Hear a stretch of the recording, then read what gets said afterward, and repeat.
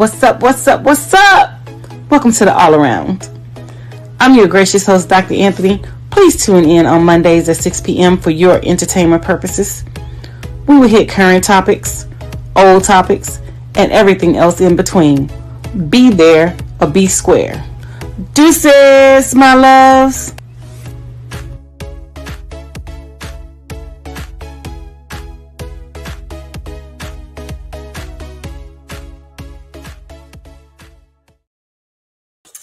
Hi, welcome to another great episode of the All Around. I'm your gracious host, Dr. Anthony, and we have an amazing show here for you tonight. And just let me say, I do apologize with, the absence and having the reruns of the shows. But, life is lifing all the time. And sometimes it just doesn't work out for me to be, on live. And we have to, rerun the shows. But we're, Mark and I are coming up with the plan so that we can have some updated shows and you guys can, get the heat, get the knowledge, and get the tea. But without any further ado, let's go ahead and bring my producer out, Marc Lee.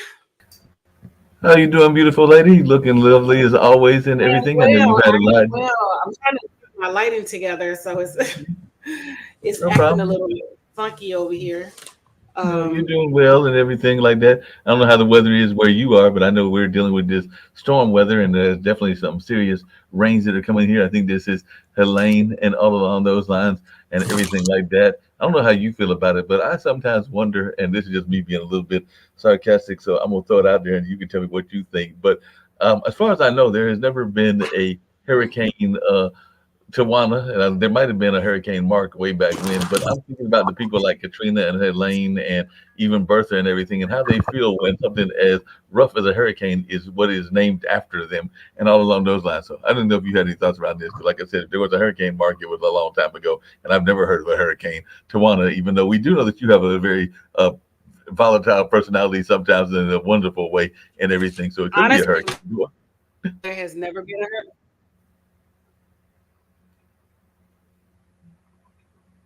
It could be Hurricane Tawana, you know what I'm saying? But, it's based off of race. I think they just randomly pick those names. So if we just happen to get one, we just happen to get it. But as far as, we getting black names or whatever, but Katrina is, it transcends race. So it doesn't necessarily mean black. It doesn't necessarily mean white. But, sometimes we can get those names. But I doubt we would ever get to the T's. Because hurricane season is about to end. So where are we now? We're at I think we're at what H letter? because I think this is like Hurricane Okay. Helena or something like that. Yeah. So it never goes towards the end of the alphabet. Not saying that it can't happen or whatever, but I've never seen it go toward the end of the alphabet. So, I'm just, not hoping to get a hurricane named after me, because I would not want Yeah, someone to be in dire need in that capacity and things like that or whatever. So no. I agree. So, Well, but speaking of otherwise, something, how are you? I'm doing good. Like I said, I've been missing talking to you and all along those lines, but we actually had some very interesting things. There was a movie shown here at Daytime that you would have enjoyed attending. It was called Blind Faith, the Repairers of the Breach, which is kind of that William Barber organization, and some other Mhm. churches were doing it, but it was really a takedown. And when I say it was a takedown of the moral majority and the Tea Party and some of those organizations that use religion in a negative way. And they even talked about how some of the things that we celebrate, like the Star Spangled Banner, God Bless America, and in God We Trust on the dollar, actually came up in the 19th century, even though some of those people will have you believe that it was something that was going on with the founding fathers of this country, but apparently not, because as the moderators put it, some of those people were escaping serious religious persecution and all along those lines. So this is a more modern twist of everything. So we had that, and then we had some tap dancers, both adults, which would have been footnotes, as well as some kids, the North Carolina Youth Tap Ensemble, that were performing on Saturday. And then there's a banjo and biscuits, which will show the roots and even the black roots of bluegrass music and everything. And they did a organizational meeting or get to know some of the organizers on about 2 weeks ago. And I've got my street festival coming up for Durham next week. So there's a lot of things going on. There's been some health issues, not so much for myself, but since we've last talked, I have learned about the death of a mentor. I think I might have mentioned that on one of our past shows because I found out kind of surprisingly when I was talking to a mutual friend and all in that space. But Dad, who has had his bypass kind of surgery, is doing quite well, and the doctors are going like, "You are not your average bear, your average 84-year-old," Mhm. because he is recovering quite well and doing well in his recovery. And they're even talking about stepping him off of ICU and maybe putting him in a regular unit in the not too distant future. There were some concerns around blood count and other things, but they do seem to be quite pleased with the recovery that he is making and everything because the surgery was this past Wednesday, but Mhm. he's already off the ventilator and stuff like that. So that's some of the stuff that's going on in my life. I know you were concerned about your relatives there in Louisiana and some of what they were going on. And when we get to issues, and I'll hear definitely want to hear what you got going on, but I'd love to hear your take on the debate because, as far as I'm concerned, Trump got handed his ass to him, and I just put it bluntly and everything because I think that Kamala just kind of demolished him, and I don't think we've done a show since those debates. But I definitely want to hear your take because I think that she just kind of like schooled him on how to do a debate because he has no clue. Well, he doesn't have a clue on, debate techniques and debate decorum and things like that or whatever. Um, I feel that, he tries to use bullying and, intimidation tactics in terms of, speaking to people, talking about people and then trying to, say, that she's incompetent and things like that. But clearly the person that's incompetent is, him. He really doesn't articulate himself very well. He has a poor understanding of the government. He has, poor knowledge of things. And, in that regard, but a lot of people are like he's a successful businessman, but he's not a successful businessman. Everything that he has touched has pretty much turned to a piece of crap or whatever. He had Trump University, people paying all this money. He had to end up paying the money back. He bought the Taj Hotel in not Ocean City, but Atlantic City, and that went under. So he's notorious for not paying his bills and things like that. But y'all want to entrust him in running the country where he has like the Supreme Court in his hand, where they can get rid of like certain protections and things like that. So no, he definitely got his behind handed to him, and he so called claiming he won, but you didn't win. All you did was spew lies and things like that or whatever. And then when she asked if he had a plan, oh, I have concepts of a plan. But you were the one that said on day one that you were going to fix the economy, you were going to fix this, you were going to fix that. But it's clearly shown that you didn't do anything. You were riding off the coattail of President Obama in that election, and all the successes that the economy saw was from President Obama. It was not from him. So when they were saying that he was very successful, he was not very successful. The success came from, like I said, from President Obama's presidency, not his. And we're still in the remnants of, I'm sorry, my phone was ringing. We're still in the remnants of, recovering from his presidency with the things that Vice President Kamala Harris and President Joe Biden are doing.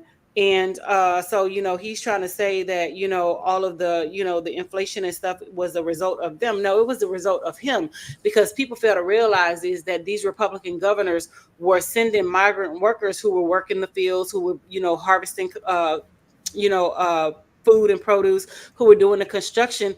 They were sending them out of the country, and then they were sending them in different areas. So we had no people to, harvest the fields. We had no people to do the construction. And so that made inflation rise, and that made prices hit the roof. But they're quick to not address that, but trying to say that this is a result of the Democratic Party, which it is not in in that regard. So no, he got his butt handed to him. And it clearly shows that he's incompetent, that he has no clue about anything. He does not care for the American people, and he has little respect for women, and he does not care for women, and he does not want women to be able to have any type of personal autonomy over their own, body and things like that or whatever, which is sad.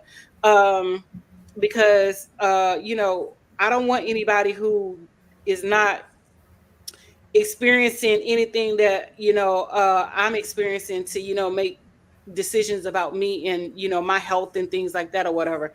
That's just a no-go for me. Yeah, I agree.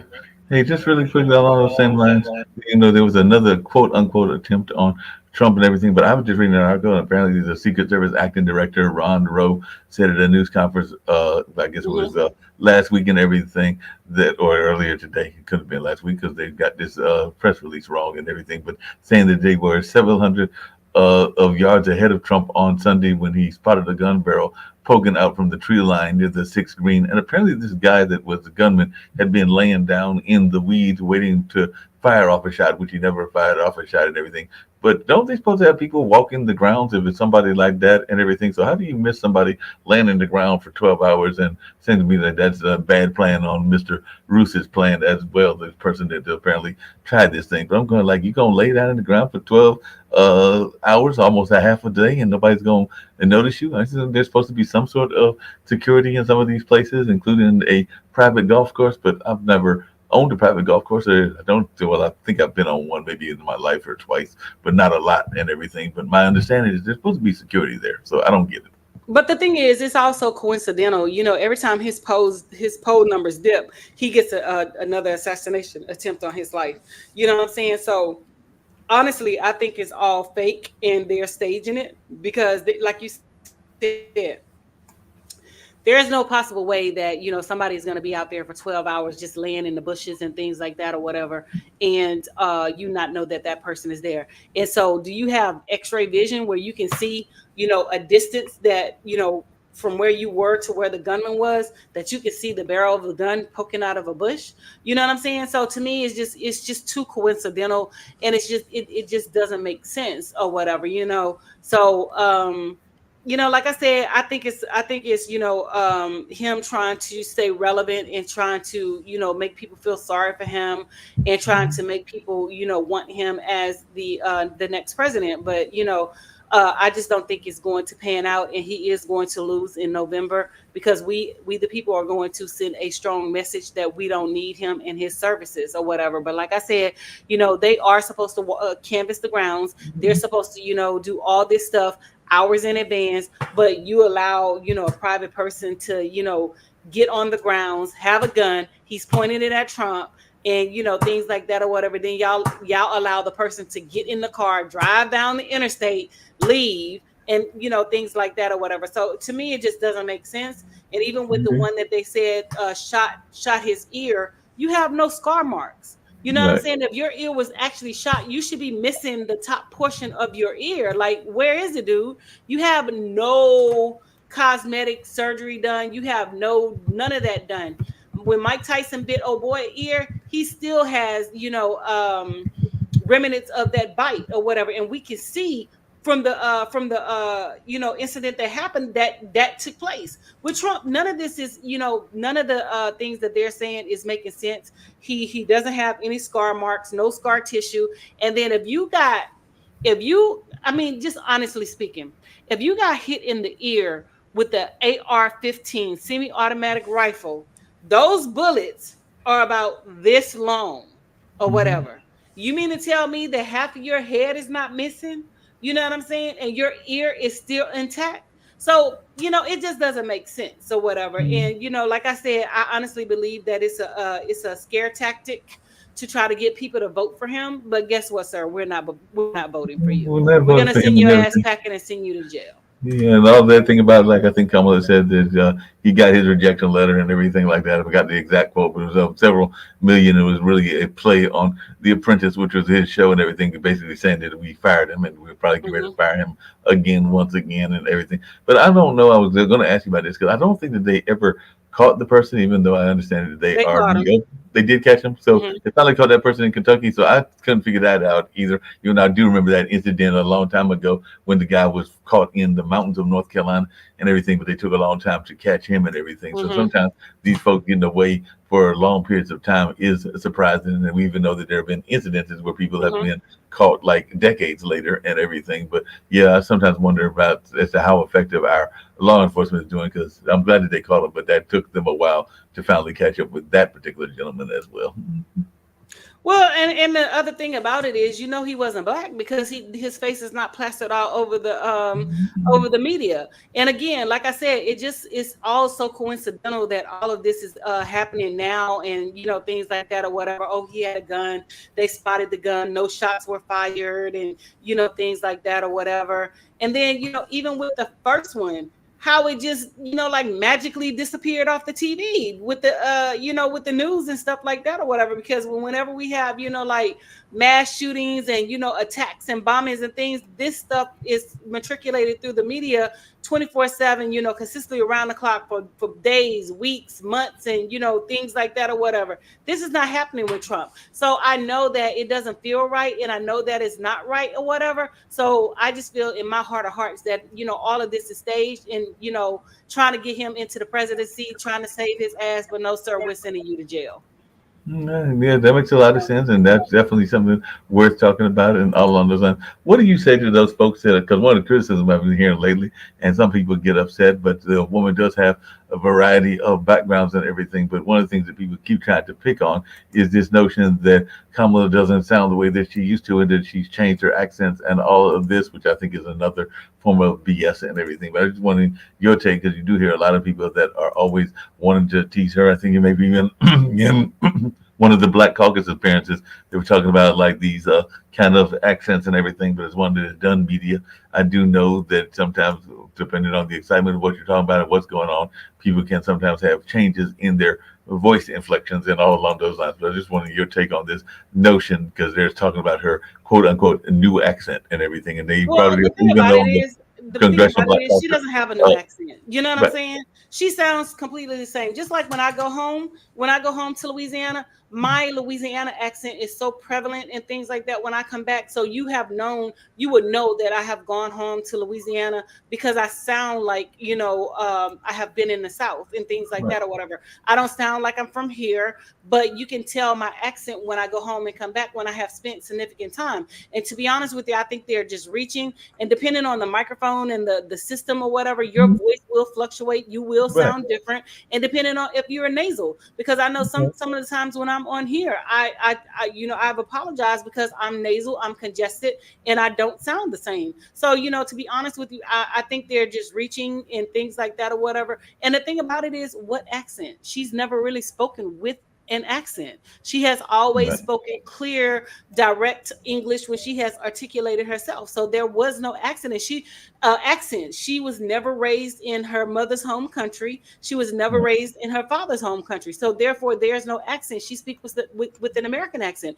and all people don't sound ethnic. Just like I don't sound white. I Right. sound very ethnic. I sound very black, and that's what I am. And I'm not trying to change my voice because I'm doing social media. No, that's who I am, because I Right. just posted a video today, which I want to get into or whatever, Mhm. about workplace, calling colleagues, co-workers and things like that or whatever. So no, I don't sound the same in different capacities, depending on my mic, my media setup and things like that or whatever. So it just depends. And honestly, I just think they're reaching for something or whatever that's not even there, and that's just the bottom line, period.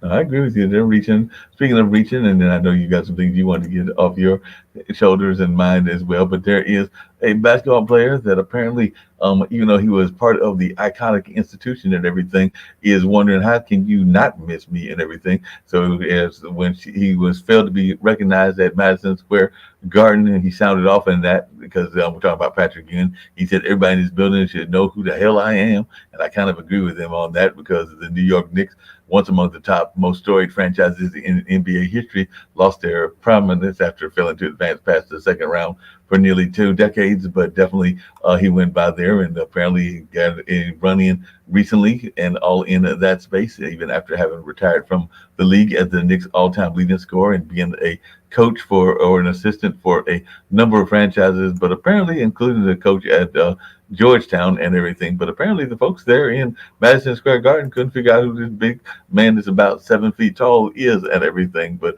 I sometimes wonder about that when they cannot recognize somebody, and particularly somebody that was a core, because even the Big East, where he coached at when he was at Georgetown, played some of their games at Madison Square Garden. So how do you manage to miss him? And there was another incident sometime back with Charles Oakley, who was ejected from, I believe, that same arena or one of those arenas and everything. So I'm trying to figure out how these guards are getting paid these decent sized money, maybe not athlete money, but still, you're supposed to know who some of the stars are from your area and everything. So I just wanted your take on this because when I heard that they were Not necessarily. I mean, okay. people feel this sense of entitlement, like, oh, I did this and I did that, and you're supposed to know who I am. I don't supposed to know who you are. You know what I'm saying? If I'm not in that era or whatever, because remember, we're older generation, so quite Right. naturally we know who they are. But you have to look at the people who are inside those arenas at this point. We have the millennials, we have Mhm. younger children, we have people in between those ages and things like that or whatever. So no, not everybody is going to know your history. Not everybody is going to know who you are. Not everybody is going to know, that you coached at Georgetown and, things like that. Not everybody, has that experience. And, it just baffles me that, people has this sense of entitlement that, oh, you supposed to know who I am. No, I'm not. I don't care who you are. You know what I'm saying? But it's just a sense of entitlement. That's just like this lady. She was a model or whatever, and she went to the Met Gala and she felt some type of way because no one knew who she was. But okay, if people are not in that arena and they don't support those venues that you are frequenting, and they don't, they're not into models and things like that. Not saying that the Met Gala is not, but they wouldn't know who you are. She felt some kind of way and she didn't want to do the Met Gala anymore. But sweetheart, we don't know who you are. If you're not a brand name like Kylie Jenner, or what's her name, sister name that models, Kendall Jenner, Tyra Banks, Naomi Campbell, those brand names or whatever, we don't know who you are. You may be a successful model, you could have been a very successful basketball player, but you have to look at the generation of folks that are in those arenas at this point. They probably don't know who you are. You know what I'm Yeah. saying? Because, like I said, we are of the older generation. Mhm. So quite naturally, we grew up watching Patrick Ewing. We Mhm. grew up watching Larry Bird. We grew up Right. watching those people, Magic Johnson. So quite naturally, we know who they are. We could recognize them in different capacities. But a lot of people, they're not sports gurus, and they're not going to know your history. They're not going to follow you like that unless they're, a true fan. So, the sense of entitlement is just, really baffling to me. It's just Well, crazy. just speaking of the sense of entitlement and everything, coming back to our favorite talking point and everything, and I did want to hear your thoughts about a legend, but before I get to that legend and everything, well, actually two legends, but before I get to those two legends and everything, I just wonder. There is no doubt in my mind that whether he wants to claim that he is more moral or less moral than other people, that Mr. Trump, from President Trump, does like to have his little side ladies, and I mean, there's a number of politicians, both Democrats and Republicans, that have done that and everything. But I am convinced, no matter what they say, and people will probably disagree with me, that the latest woman that is in Trump's circle, and I think that they're having some sort of relationship, is Miss Loomer and everything. But they would swear that they're just good friends, and that even though she's a conspiracy theorist and one of those white conspiracy theorists, that there is nothing going on. But you don't take your wife to some of these events, but you're going to fly Miss Loomer on there to these events, but there's not supposed to be any sort of hanky panky going on. But what's your take on that? Honestly, I really don't care if he has whatever going on, because clearly these white folks changed the narrative and changed the criteria for whomever they wanted. Because let President Obama had an extramarital affair, they would have persecuted him and they never would have put him in office and things like that. But this man has cheated. He's a known cheater. He's a known misogynistic pig and things like that or whatever, and they don't care. Excuse me. And they have problems with P Diddy being represented, especially Lady Gaga has problems with P Diddy being represented by the same law firm. But you didn't say anything about Trump, sexually assaulting women and grabbing them by the pussies and things like that or whatever. So anything that with these white folks don't surprise me. And honestly, to be honest with you, I don't care one way or the other, because they're going to persecute who they want to persecute, and they're going to overlook who they want to overlook. Because clearly, this man has 34 felony counts or whatever. But if a black person had one or a misdemeanor or whatever, they would have it would have been totally different. You know what I'm saying? So honestly, to be honest with you, I don't care what they have going on and who they have going on with. You know what I'm saying? That's between him and his wife and whomever else, honestly. But speaking of who's got stuff going on, apparently there is a new video that is resurfaced about one of our candidates, meaning one of the candidates from North Carolina and everything, but in a newly unearthed video from 2022, so we're not talking that long ago, North Carolina Lieutenant Governor Mark Robinson scoffs at the idea Mhm. that young women should have access to birth control and repeatedly waving his hand near his groin said they just need to get this under control. So this was doing an appearance at the Hilltop Baptist Church in Thomasville, North Carolina, and everything. And definitely, I know he's had this notion of 0 weeks for abortion and a number of other things, and he's definitely taken aim at programs that provide sexual education and birth control for young women. So right now he's losing, and hopefully he will continue to lose because I definitely think he has got some serious issues around sexism and homophobia and other things out there. But just your take on this idiot that we are running down here in North Carolina. And yes, for those that are wondering, I did say that word idiot because as far as I'm concerned, that's what he is. Mhm. Oh, definitely. You know what I'm saying? But the thing about it is you talk about, you want to be pro life and you want to be pro this and you want to be pro that or whatever, but then, when women are talking about, birth control pills are used for more than just controlling, reproduction or whatever. It helps women with, like hormone problems and, other issues and things like that. So that's why it's real key that people who do not have these symptoms and are not suffering from these things are not the ones in positions of power, because they don't understand how, a woman body works, and they don't understand how, having the proper medical care and the proper procedures done is, affecting a woman's life. It's affecting everything about, the female, and, things like that or whatever. So it's real important that we get these people who think that women can't make decisions about their bodies out of office and things like that or whatever, because it's just, flat out insane that they're trying to come for women and tell them what they can and cannot do with their bodies. Because my thing is, if they're making determinations about our bodies, then we should make determinations about theirs. So when they are, having these inappropriate thoughts and get caught of having these inappropriate thoughts and these inappropriate urges, we should castrate them. We should automatically give them vasectomies when they receive a certain age. If they're not taking care of their children, we should automatically give them vasectomies to stop them from having children.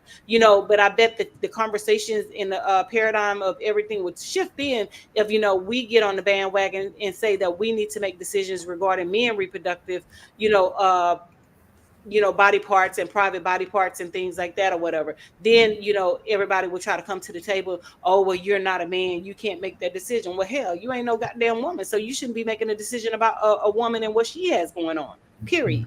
No doubt about that. Before we get to some more serious issues, I know we definitely had a lot of them in this first half an hour and everything. There were two legends, and I know that you're familiar with both of them that unfortunately passed away. And all along those lines, actually, there was a third one because there was a woman in the ballet world that passed away as well, even though she was less known, that being the Hmm. model or the dancer from Sierra Leone. But definitely, maybe no, don't people may not know her as much as they know No, I the know two who I'm she here to is. mention, which is James Earl Jones and Frankie Beverly. So I just wanted your thoughts on them. If you have any thoughts on the dancer, and I'll try to come up with her name because it's not coming off the top of my head, but I do know she was from Sierra Leone. But any thoughts I around think those you call it, two I think her iconic name is folks? Michelle.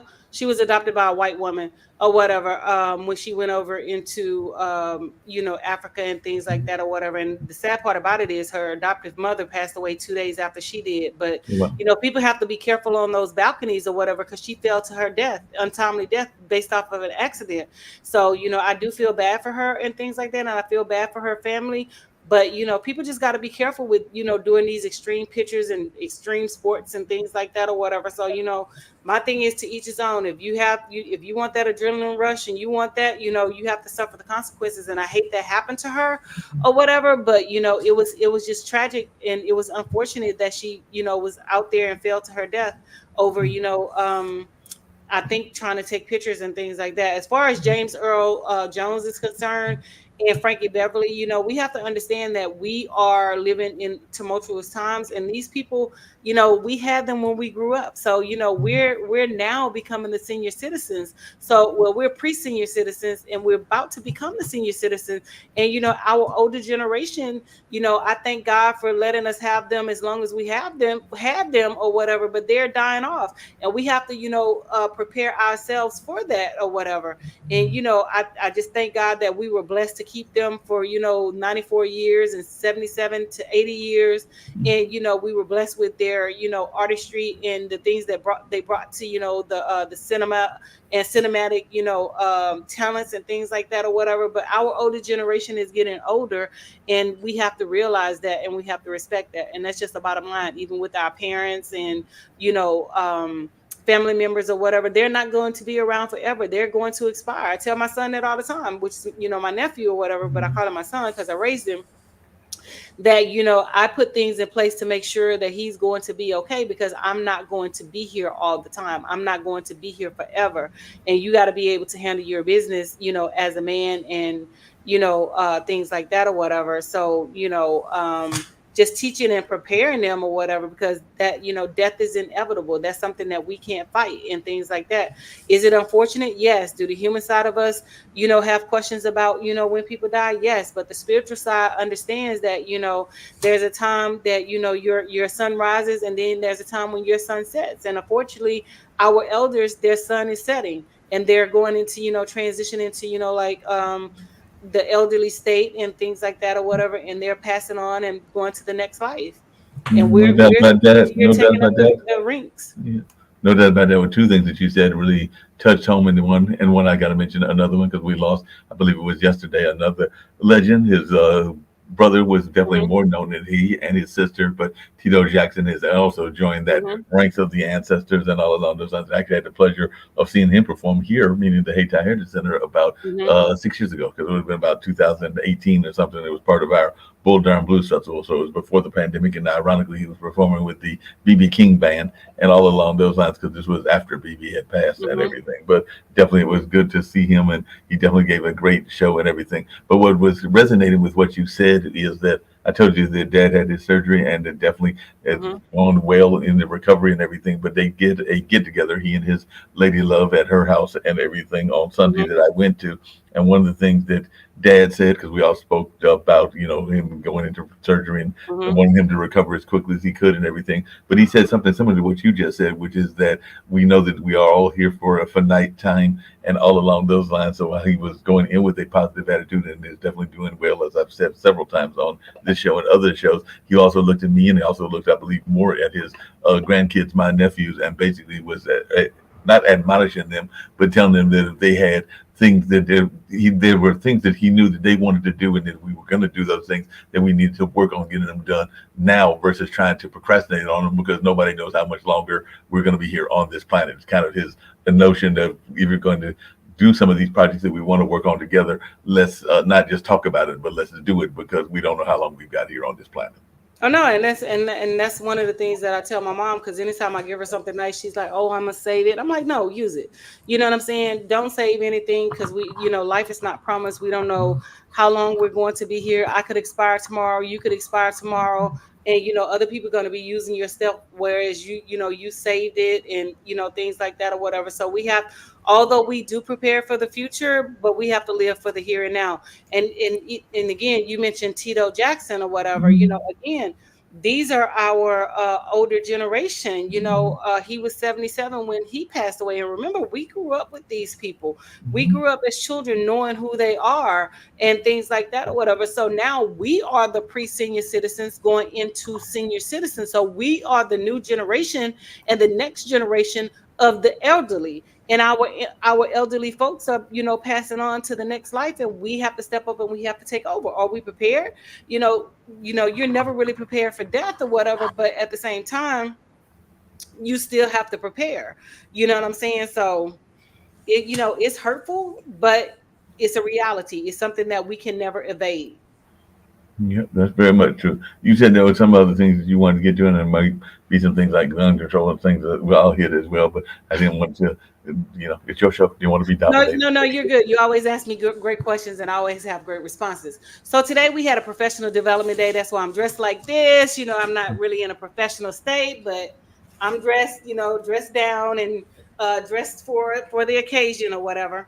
So during our professional development, one of the areas that we focused on was a core values. And Mhm. so I pointed out that, a lot of people chose core values that were personal to them instead of workplace core values. And so a lot of people were confused. They were like, well, they're one and the same. And I was like, no, I don't think they're one and the same. Core values for the workplace for me is totally different from my core values to the workplace at home. And a lot of people chose family. And I saw that word, matriculated across the board a lot or whatever. And so I told them straight up, I was like, I don't consider you my family. We work together. I'm cordial. I'm nice. I can hang out with you. I can speak to you. I can do all those things, but you're not my family. I don't call you after work. I don't, text you in that capacity. I don't do any of those things. We have a workplace relationship. And then one gentleman was like, I'm consistent across the board. I'm the same. I was like, no, I'm the same. I'm consistent. I don't care if I'm in heaven or hell, but my workplace decorum is different from my home decorum, and things like that. So one of the video that I posted today is, do you consider your colleagues, your coworkers, and the people that you work with family? And for me, that's an epic no, because I just don't, I don't mix my personal life with my professional life. That stays separate. And that's just me personally. So I just wanted to, get your opinion in, TV land out there in social media land. It's posted on my personal page. Do you consider your colleagues family in the workplace? Your colleagues, your coworkers, and other people that you work with, do you consider them family? Mark, do you consider yours family? Well, I was actually going to answer that because I think a lot depends on the environment of the business and everything. Because I do know that, as you know, because I've told you this and I don't hide it. Shucks, I'm reporting here from there today. I work at a small nonprofit and everything. So in that sense, there, because I know that even my boss here tries to breed this kind of family atmosphere because it is a smaller environment and we are supposedly working on a common cause. Now, something being like a school, I would definitely not consider them family. And I have worked corporations a long time ago when I worked shipping and receiving for what was then Glaxo, even though it's now GSK or whatever the Mhm. heck they call themselves now and everything. But that was a big organization. I've developed some friendships that have become lifelong friends and everything. But I would definitely think that in a bigger environment, that notion of creating family is harder to do. But I do think that some organizations are created in such a way that you almost have to have that family environment because y'all are working on a common goal and things along those lines. And even my boss here and some of our folks here, we do consider ourselves a family and even try to. I mean, we just did it might have been during the times that we've been off the air because I think doing reruns because I want to say it was about a month ago that we did a team building exercise at a bed and breakfast, a black-owned bed and breakfast at that Moorhead Manor and everything. But that was part of what we were trying to do was create this sense of unity and team and everything. So in that Mhm. sense, it can be family if you're trying to build a team unit and everything. So, but I mean, in terms of like going to bed for them or going to the fence for them the way that you would your birth family, then yes, I would say that that is a difference. But I can't see the attitude of having a family attitude. Now, am I going to take it now? For taking a bullet for my personal family, which I would probably do, like for Malik and my nephews. I don't know that I would do that for any of my coworkers here, and that's just me being honest and everything. But I can also understand the nature of wanting to create a family-like environment. No, I mean, I get that or whatever, but me personally, I can do the team building. I understand all that, but when I'm team building with people at work, that's just what it is. I'm team building with people at work. And team building means that, we're building a cohesive environment where we're working together cohesively, and we're coming together, to have discussions and to, work and talk to things. But I still don't perceive them as being family because, to me, there is just a level of, separatism when it comes to workplace decorum and family decorum. And that's just something that I don't do.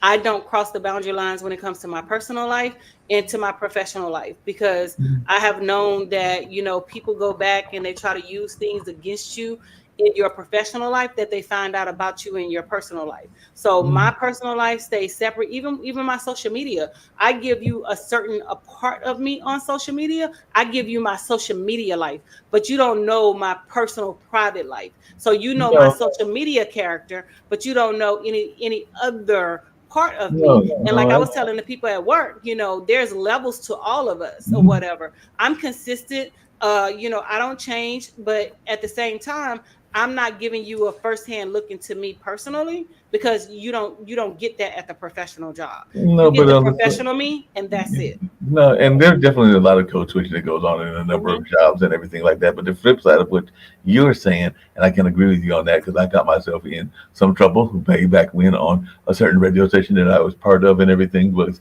as you know, because you come from Louisiana, you Hmm. can definitely tell a deep story with blues music because blues music Hmm. is very emotional and it can tell a lot of stories. And I remember that decades ago, or a decade or two ago, when I was dating a certain young lady and would play certain blues songs. And I don't Hmm. know if I've ever shared this story with you, but people probably knew until I got smart and stopped doing it whether we were having a good relationship or a bad relationship. Because when the things were going good, I was probably playing a lot of the hoochie coochie, let's get down kind of blues music and everything Hmm. like that. And if things were going bad, I was probably playing a lot of that I can't stand your ass blues music as well and everything. So there was a time frame that the blues music was probably telling too much of the narrative of what Hmm. was going on in those particular relationships that you're talking about. But like I said, I got older, I got wiser, and even as I in my DJing career, I realized that I could play the music in such a way that I could play those songs that I enjoyed, and people not be able to tell. But yeah, there was probably a time frame that during that time that people probably knew what was going on in my life based on what was being played and everything. If there was a lot of going down on you kind of music. And yes, I did say that if anybody's wondering and Hmm. everything along those lines. And yeah, things were probably going good in the relationship and everything. But then if I was playing a lot of I'm about to stab you and crossroads music, things probably weren't going good at that time and everything. But I got smart. I realized that I liked both of those kind of song narratives, and I might play one when the other mood was going, and vice versa, and all along those lines. So I got a little smarter in my technique. I'll just put it that way and everything. But I do have a question based on a Facebook post that I saw because I am in a lot of different Facebook groups, and it kind of is what we're talking about. But what is your take on friendship and relationships? Because what the post was talking about that I saw, and it might have been in one of my 50s and 60s single groups and everything, was when you are dating somebody, should you have to abandon all of your female friends? So what the person was asking was like, if you are involved in a relationship and you get in a significant relationship, and let's say it goes down the marriage avenue, because I know that you have mentioned having a friend or two during the time that we've had this show. Now we know what this status is now. That's up to you to reveal or not reveal, and all of those lines. But you have said that there have been times when there have been relationships and everything. And should one of those relationships turn into a marriage, would we have to abandon this show because you couldn't be friends with me anymore and all along those lines? Because that's what they were trying to say was that they had to get rid of all of their friends of the opposite gender, whatever the gender was. And I was wondering your take on that. Well, first of all, if my thing is, I let folks know from the jump. I have male friends that's been in my life since I was a child. My male friends are gonna continue to be there, whether you are in my life or not. I don't care if we're married, whatever. We separated. We're roommates. My male friends are not going anywhere. My female friends are not going anywhere. These people have grown with me. These people have been through tough times with me. So why should I give my solid up for something that's a maybe? If Right. you can't come and get in and integrate into my world and accept my friends like I would accept your friends, then that's a red flag for me. And I have ended relationships because people are like, well, you can't talk to this person, you can't talk to that person because I feel some type of way. That's because you feel some type of way.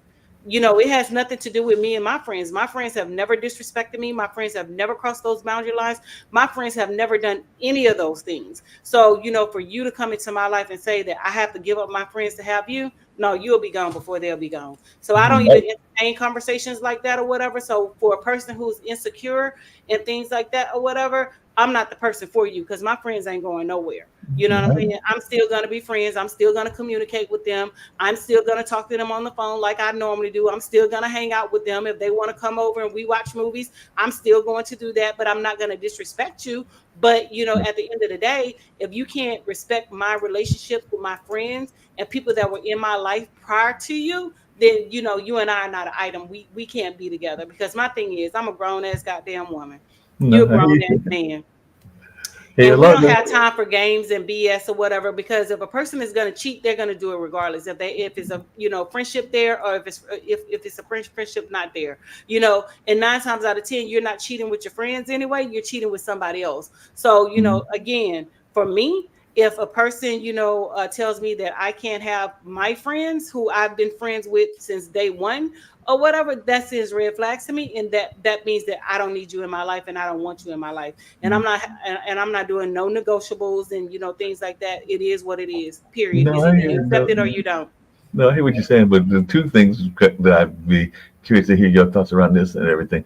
I do sometimes think that in relationships, particularly with men and women, folks get too caught up in the romance of relationships, and they automatically are ready to become committed in the relationship way before it is time for the commitment. Because I've definitely heard people, and I've even been guilty of it, that are talking about that being their king or queen in their life, and they're just now getting to know the person, so they haven't even really had a chance to develop those kind of feelings, and in some cases they might not have even had the intimacy and the mind intimacy, because to me that's totally separate than the physical intimacy and everything. But I just wonder, do you think that because of the instant nature of society that we have gotten too quick to people to automatically want to fall in love quickly or to fall in like quickly and all along those lines? Because I do see a number of people, and I know even in my life I've been guilty of it, that are ready to have likeness or friendship go to the love standpoint. And I sometimes wonder, maybe you're rushing it too fast. But you're a teacher, and that you probably even have to have that conversation with some of your high school kids. So what is your take on that? Honestly, I don't have those conversations with my high school kids because their personal relationships has nothing to do with me. I strictly, have conversations about academia, and now that I'm SGA, about SGA, or what's going on inside of the school. Personal conversations, you're referred to the counselor. But as far as adult conversations are concerned, who am I to tell you that you can't love a person the first time you see them? You know what I'm saying? I can't say that you can't love that person and you don't want to be with that person. If that works for you in your relationship, that works for you in your relationship. You don't have to live by societal norms based off of what other people think, and based off of the quickness or the longevity of a relationship. Because just because a person met today and are married within 6 months does not mean that their relationship is not going to last. Because there are relationships where people have met one day and they're married 2 to 3 months later, and they are in their 20th and 30th year of marriage, whereas you've been in longer relationships in 3, 4, 5 years, and you waited to get married, and your relationship ends in divorce within 2 years. So longevity in that sense does not have, it does not really weigh in on the positivity or the negativity of like a relationship or whatever. It depends on the two people. Marriage is hard work. We already know that marriage is hard work, and if you want to put that work into being married and staying married, then I say go for it. You know what I'm saying? Marriage is not for everybody. Everybody doesn't want to be married. Everybody doesn't want to be in a relationship. You have to know who you are as a person and what you want, and you have to be clear of who you are as a person and what you want, and set those standards from day one. My thing is, don't lie to a person and tell them, oh, I want this, I want that, and then you have this person believing that's what you want, and then years later, then you come back and be like, well, I never wanted that from the jump, but this is what you said, this is what you communicated. You know what I'm saying? Just keep it 100, just keep it real, and it won't be no fallout. People respect you more when you dive in and go all gung-ho, instead of you just playing games and lying about what you want, lying about your feelings and things like that. Because I'm like, be upfront with me. Well, for your Don't play games with me. Be upfront. Let no, me know from no, jump. Let me know what I'm dealing with, so I'll know how to handle myself, and I'll know, give me a choice, but but don't see make the a decision being, for me.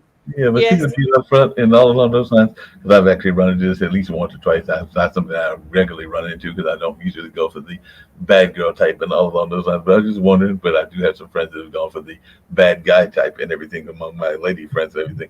What is your take? Because there are some people that get excitement over this notion of somebody that has been in the system, and we do know that the system can be corrupt, and there can be reasons that people went into the system that might not even be always their fault and everything. But what is your notion, even in your own life, as to whether that is a hard no, or whether that is something that it depends on the situation? You got to look at the situation individually and all along those lines, or do you pretty much rule out anybody that has been through the system, meaning the penal system and all along those lines? So what is your take on that? Because like I said, I've dealt with this a couple of times, but not the last couple of times were more recent. But just because as you get older, you find more things that are happening in your life, but everything like that. I just wanted your take on that notion of people having made mistakes, and whether that's something that you could handle, or is that just a hard no? I mean, to each his own. You know what I'm saying? Speaking for me personally, if a person, regardless if you made a mistake or not, you go into the system, I'll let you know right up front. I'm not writing to you. I'm not sending you no money. I'm not doing any of that stuff because you had a choice at the end of the day. You know Yeah. what I'm saying? Now, after you have committed your, time and paid your debt to society, that's something different or whatever. But, like I said, to each his own. Is whatever you want, in terms of relationships and in terms of, your goals and things like that, because everybody is not compatible, everybody's not equally Mhm. yoked and stuff like that or whatever. But I know for me, that's not what I'm looking for or whatever. But I'm not totally against it, because you never know who God is going to put in your path and who God is Right. going to put in your life and things like that or whatever. But like I said, if we're already in a relationship and you're doing dumb shit and you get arrested and you go to the pen, you can consider that relationship over, because I'm not doing any of that stuff. You're not calling me collect.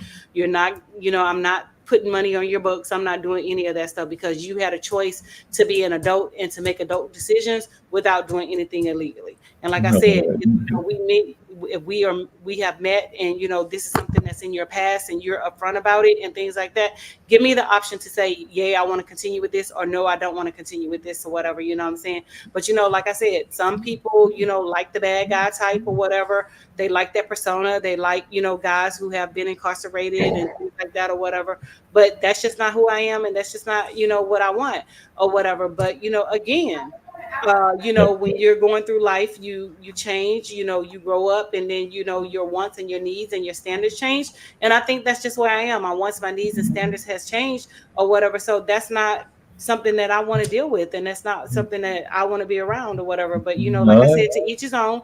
Whatever teacher you only like is like what you that. like, and things like that or whatever. And I No, and I guess agree with, what yeah, and you I date agree with what what you you like. just said. I agree with what you just said, because if they are doing dumb stuff now, meaning getting themselves caught up in that stuff now, then yeah, they are totally like you. They are totally off my list and everything. Now I've had some friends, including some male friends that are buddies, because I don't dance that way and everything, that have definitely had some bad things in their life, and they have corrected their life. So Mhm. I can see that, and one of them actually is one of our major motivational speakers, and he is married, and his wife is a motivational speaker and a religious person, and they are a wonderful couple, and probably will be together 25, 30 years, if not longer, because they've had kids together. But he acknowledges the mistake he made, and I can't remember whether it was an assault or whether he might have even taken a person's life and everything. But he acknowledges that as part of his past, and Mhm. doesn't do anything currently. If anything, he's trying to get people out of that lifestyle. So that's Mhm. what I'm saying. That if they are made some changes in their life, or if they acknowledge the mistake that they made, or even in some cases the court system can jam people up as well, then that is a whole other matter. So I can give some people some little bit of leeway if I understand the story of what's going on. But I'm also with you that I am not going to deal with a person that is currently in that environment and is doing dumb stuff in this environment now. But yeah, they got caught up in something stupid. Maybe they even took somebody out because they were being assaulted and everything. Then I can maybe give them a little bit of more leeway than I would others. Mhm. Yeah, but that's And again, like I said, people like who they like. They fall in love with who they want to fall in love with. But that's just not something that I want to be engaged with or whatever. So I'm choosing different. And if I have to be alone for the rest of my life or whatever, then so be it. That's just the way it is. But I'm not going to drop my standards just because you flying into my DMs, or you sliding into my inbox, or you on my Facebook, or you sending me text messages and things like that. I don't care if I'm single from here until the world ends. That's what I choose to do, and that doesn't mean that I want to be engaged with you or anybody else. And that's just the bottom line.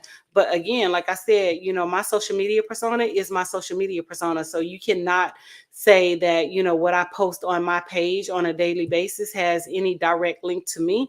If I post something on my page, is because I think other people will get benefit out of it and things like that. And I've noticed that even when I post things about being single or whatever, referring to single women and things of that nature or whatever, I'm getting a lot of oh, do you need to talk, or I'm here for you, or I've been trying to date you for so long. I don't care what you've been trying to do. That has nothing to do with me. I'm just posting. It's social media, and that's exactly what it is. So like I said before, to each its own.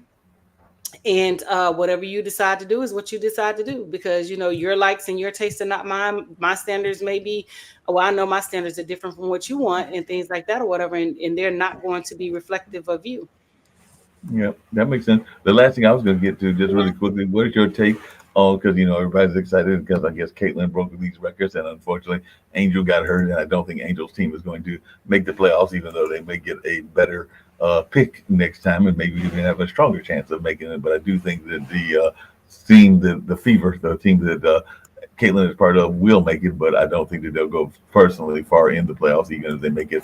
Maybe they'll get past the first round, but I think they might even get eliminated in the first round. But what is Mhm. your take on what's going on with the WNBA in this 5 minutes that we've got left and everything? So I just know your thoughts, because that's been another thing that people have been talking quite a bit about, is what's going on with the WNBA.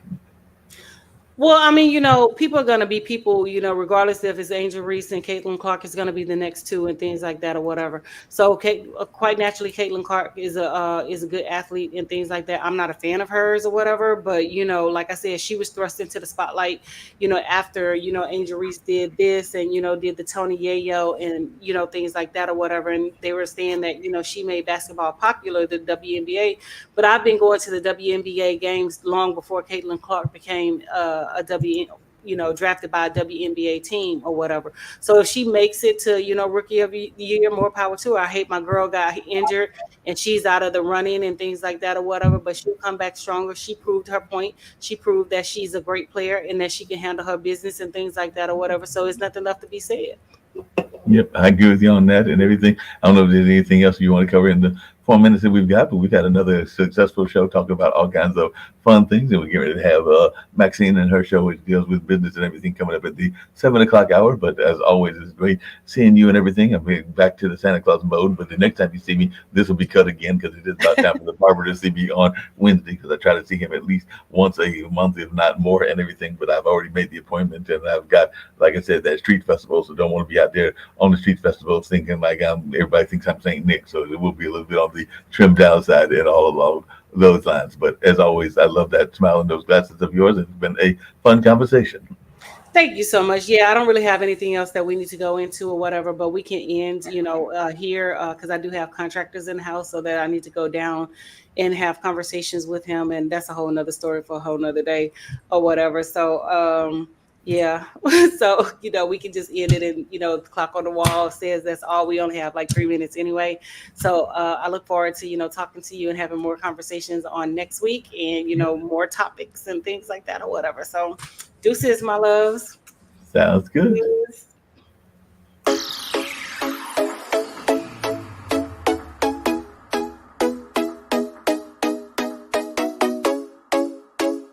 What's up? What's up? What's up? Welcome to the All Around.